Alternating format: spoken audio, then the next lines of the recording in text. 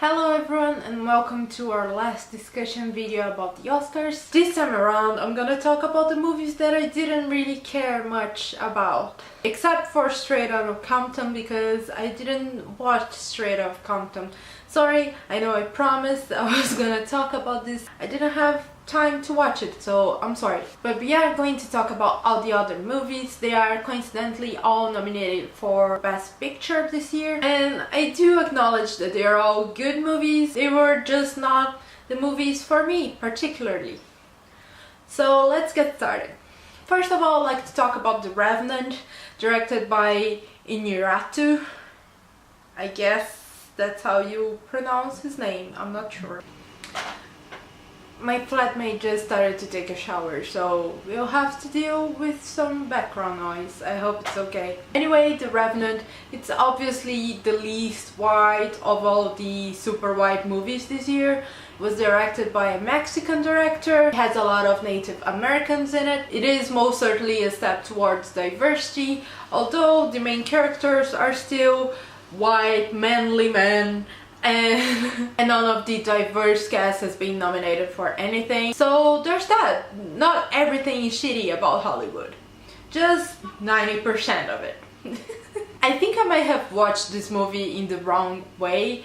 I watched it in my house. I didn't even put it on the TV. I just watched it on my laptop. And I think one of the most important elements of this movie are the visuals. They are very powerful, and the sound editing also needs to be listened to in surround, in big speakers, because it's so well done. The silences, the little nature sounds, the eerie and minimalistic and super well placed soundtrack, it all comes together beautifully. So aesthetically, this movie is perfection. But I do have to say that because of the fact that I watched it in my house, I was constantly being distracted, and this movie is so long.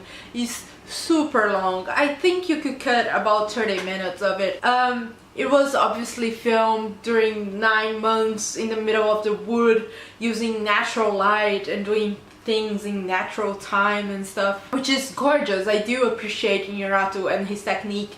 He always innovates and always does stuff the hard way, but the hard way for a good reason.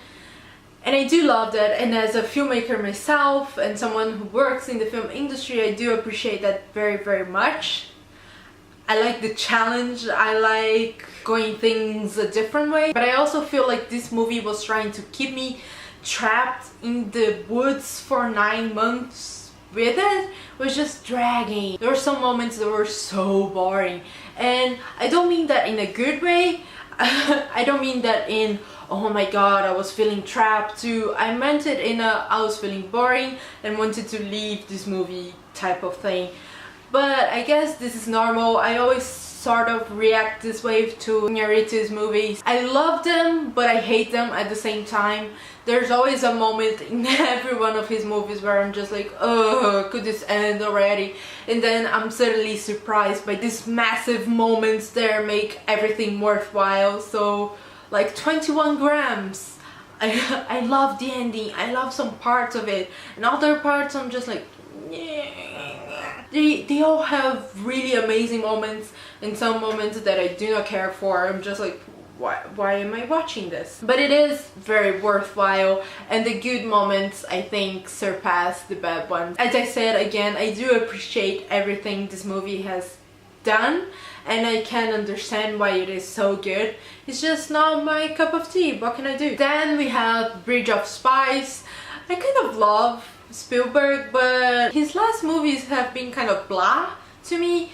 Like Bridge of Spies, I don't hate it. I think it's a good movie. It's very entertaining. I love spy movies and war movies and Cold War movies and whatever. And I think this movie is well made. There's nothing wrong with it. I just don't think it's that memorable. Like, even among Spielberg's other films, he has made so many other war movies that are so much better than this. One thing that I do like is the visual aspect. It was shot in film, and you can feel that, the texture and the lighting and the colors, and kind of all put together, it gave this vibe of old school in a perfect way because of the setting and everything. I was completely thrown back to that time period, and I think that was amazing. But yeah, it was just not that exciting. I mean, if you want a good spy movies, there's so many out there. And even let me recommend this to you, The Americans, which is like an amazing TV series and you should all watch it. And I also think like Tom Hanks is kind of playing a parody of himself.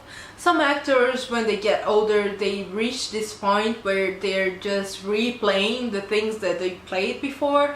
And I'll never have pegged Tom Hanks to be that type of person, but I guess he is in this movie. He's just a big Tom Hanks being Tom Hanks. But yeah, it wasn't bad. There are some really small funny moments that I really like and that elevate this movie. I love how Steven Spielberg has this way of putting comedy into drama in a very smart way, and that elevates it all.